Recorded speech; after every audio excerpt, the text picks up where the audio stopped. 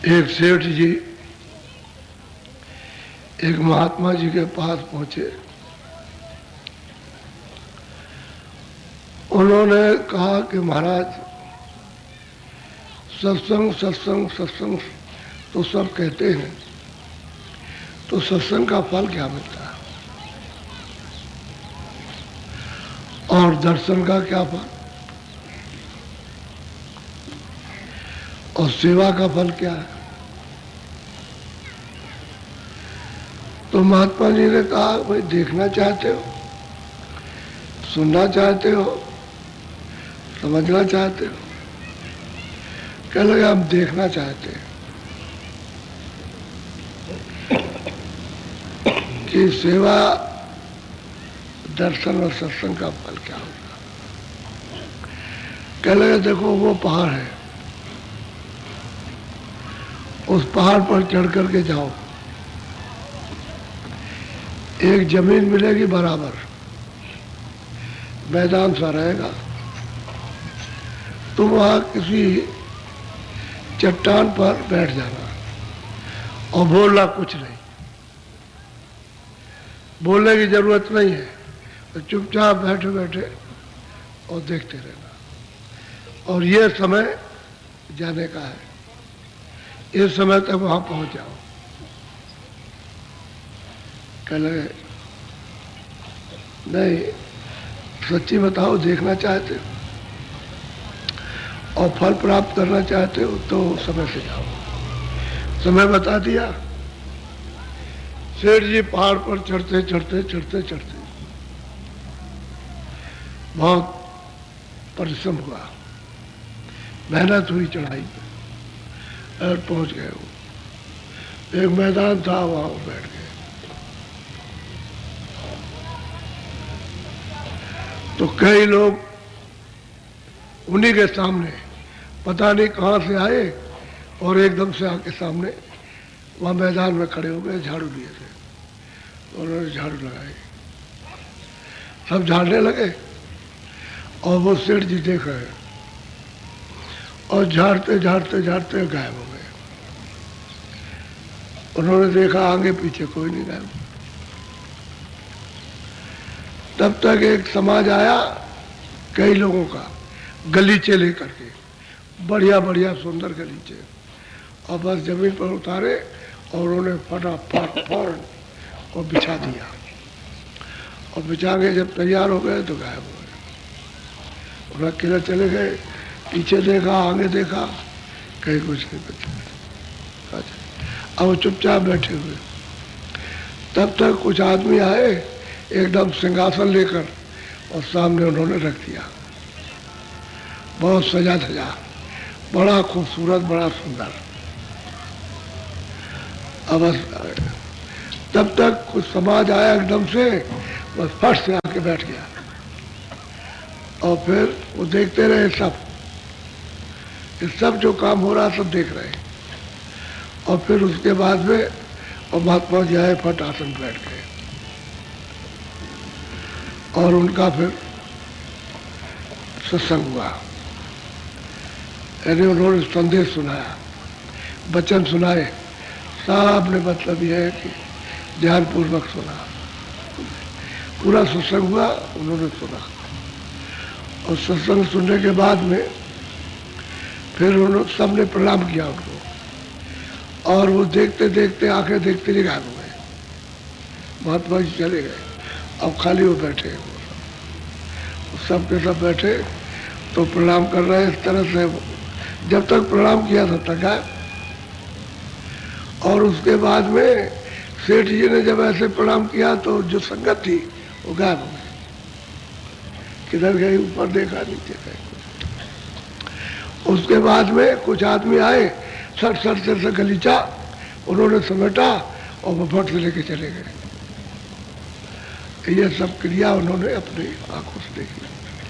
जब ये सब साफ हो गया मैदान, कुछ नहीं रह गया, कोई आदमी नहीं, तब तक एक काला भुजंग, एकदम काला, जैसे तारकोल से भी ज्यादा काला, एक आदमी आया, कूद पड़ा उसी मैदान में और एकदम से लौटने लगा, और जो मिट्टी पाए उसको लगाए सब ऐसे करके ऐसे लगाए, सब जगह लगा लू करके मिट्टी, और बस ये और मरते भी सफ़ेद हो गया, काला था सफ़ेद हो गया। तो महात्मा जी ने समझाया था कि आखिर में जब आदमी कोई आए तो तुम उससे पूछना कि भाई तुम कौन हो। उसको ये बात याद रही क्योंकि सब उसने कौतूहल देखा। उस संगत का, महात्मा का, बिछाने सेवकों का बिछाने का, जिन्होंने झाड़ू लगाई, कालीन बिछाई, सिंहासन ले आए, संगत आई, उसके बाद फिर महात्मा और फिर प्रवचन हुआ और सब उसी तरह से गायब हो गए। तो जब खूब अच्छी तरह से लोट पोट के सफ़ेद हो गया और सफ़ेद होकर खड़ा हो गया, तब वो बैठे थे तो उन्होंने कहा भाई मैं तुमसे कुछ पूछना चाहता हूँ। कहे पूछ लीजिए। कह रहे जो हम पूछेंगे बताएं। क्या हम बताएंगे कि भाई तुम अभी तो काले थे, बिल्कुल काले थे, और मैंने देखा कि तुम लौट रहे हो और धूल लगा रहे हो, और लगा कर मेरे आंखों के सामने, और देखते देखते तुम सफ़ेद हो गए। तो उन्होंने कहा कि देखिए मैं पापी आदमी हूँ, पापी हूँ, मैंने सुन रखा है कि महात्माओं का पाप की वजह से दर्शन सामने नहीं कर सकता हूँ, लेकिन इतना सुन रखा है कि जहाँ उनके चरण रज पड़ती है और जहाँ उनकी संगत बैठती है वो मतलब है वो फल मिलता है। तो मैं आया, वो तो सब चले गए, पता नहीं कहाँ गए होंगे, मैं तो धूल में लौट कर देता।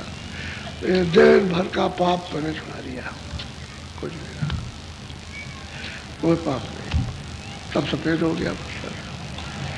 तो सेठ सोचने लगा कि भाई इतने तो दर्शन किए नहीं, और मैंने तो उनका दर्शन किया, महात्मा का दर्शन किया,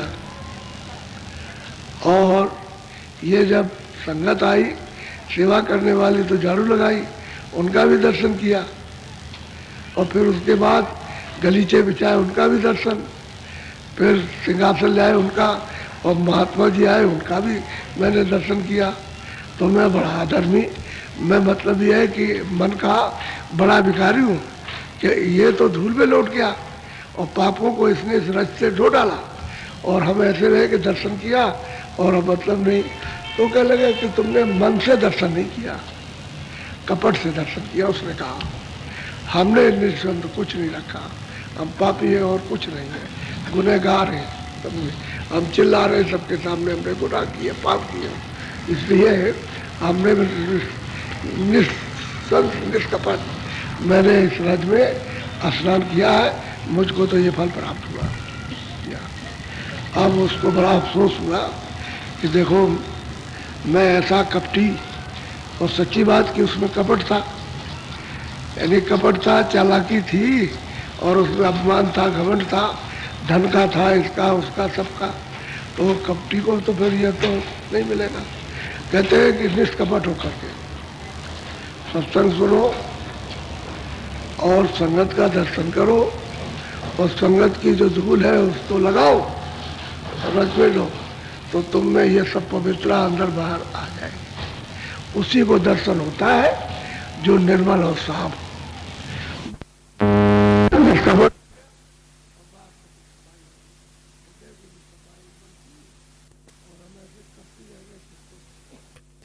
जाके मतलब पहुंचा महात्मा जी के पास, कह लगे महाराज अब श्रद्धा के साथ, कह लगे महाराज आपने जो कहा था वो सत्य हुआ, में बहुत पापी, मैंने आपसे कपट किया, मैं धन के भाव में आपको कुछ नहीं समझता था, आप कुछ नहीं जानता, मैंने आप पर कोई विश्वास नहीं किया, मेरी कोई आपसे प्रीति नहीं थी, प्रेम नहीं था, मैं तो सिर्फ ऐसे ही आया था कि देखे ये क्या कहेंगे।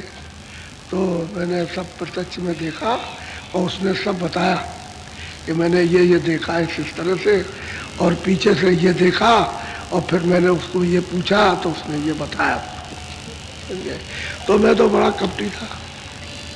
तो बात ये है कि संगत अपनी जगह पर, सेवा अपनी जगह पर, दर्शन अपनी जगह पर, और मिट्टी अपनी जगह पर। वो तो जहाँ संत महापुरुष उस मालिक को प्राप्त करने वाले जमीन पर घूमते रहते हैं, वो मिट्टी भी पवित्र हो जाती है, मिट्टी पवित्र होती है। लेकिन तुम निष्कपटी तो हो जाओ, कोई कपट न रखो, उस मिट्टी का लाभ तो कम से ले लो। तुम उसी एकदम मिट्टी पर रहते हो और निष्कपटी हो, इसलिए वो आपको लाभ नहीं हासिल करता, क्योंकि विकार भरे हुए हैं और विकार भरते जाते हो तो सफाई नहीं हो पाती है। जो निष्कपट हो जाएगा, गुनहगार कितना भी हो लेकिन निष्कपट हो जाए, उसको फल मिल जाएगा। तो यही है दर्शन का बहुत लाभ, सत्संग का बहुत लाभ, सेवा संगत का बहुत लाभ, मिट्टी लगाओ बहुत लाभ, सब में अपने अपने लाभ, उससे खाली कुछ नहीं है। लेकिन हीरा गले में पहरा दो और दूसरा चिल्लाए, अरे क्या तूने ये शान फैला रखी है बनावट, अरे कांच है कांच, तो बस गुस्से में आकर एकदम नाराजगी में आकर के उतार के फेंक देता। तो वो तो जानकार है, जिसने तुमको चढ़ाया वो फेंक दिया, जब वो चला गया तो उसने उठा लिया, वो हीरे के हार को उठा लिया। इसलिए महात्माओं के पास में सर्वधन होता है, अमोलक धन, सब तरह का धन होता है। लेकिन यह है कि तुम ऐसे कपटी और मन विकारी के ले नहीं पाते, वो तो देना चाहते हैं लेकिन तुम नहीं कर पाते हो। तब वो रोया चिल्लाया, बात अच्छा तुम धीरज रहो, सत्संग सुनो, सत्संग सुनो, दर्शन दो। ये नहीं कहा कि दर्शन करो, सत्संग सुनो दर्शन दो। उसका मतलब यह है कि दर्शन करो दर्शन दो, आदान प्रदान दोनों का। वो तुमको देखे तुम उनको देखो और निष्कपटी हो जाओ, कोई कपट न रखना, और फिर से स्नान करो इस संगत दरिया में। तो नहाने लगा, मतलब उसको भी अमोलक चीज जब निष्कपटी हुआ तो अमोलक धन उसको मिल गया और भवसागर से पार हो गया, क्योंकि जीव जाग गया, मन उसका साथ दे गया, वो उनको मानने लगा कि आप सब कुछ है और दया उससे ले ली। ओके, सफाई निष्कपटी जब बन जाए तो सब सफाई हो जाएगी, तो कुछ टिक नहीं सकता। और कपटी रहेगा तो धरते रहो, सब बटोरते रहो, उसमें तो बढ़ते रहो, तो हृदय इतना गंदा काला, उसमें क्या दिखाई दे सकता। उसको झाड़ना चाहिए कि सब मैल झड़ जाए, तो निष्कपट में झड़ेगा, कपट में नहीं झड़ सकता, कपट में जमा होगा। इतना अंतर है। तो संगत अपनी जगह है, दर्शन अपनी जगह, सेवा अपनी जगह पर है, सब कुछ अपनी अपनी जगह है और सबका एक से एक फल। किसी का बल शरीर का, किसी का इंद्रियों का, किसी का मन का, किसी का बुद्धि का, किसी का चित्त का, और किसी का अंतःकरण, किसी जीवात्मा का, सबका फल अलग अलग है। लेकिन एक तरतीब से ले ले उस फल को प्राप्त कर ले तो जल्दी हो जाता है, बात ही है। तो मोटी बात को संगत में सब समझना चाहिए। ये दृष्टांत तो छोटे हैं लेकिन बड़े गहरे हैं, ये अमल में आ जाए ये तो बहुत गहरा है।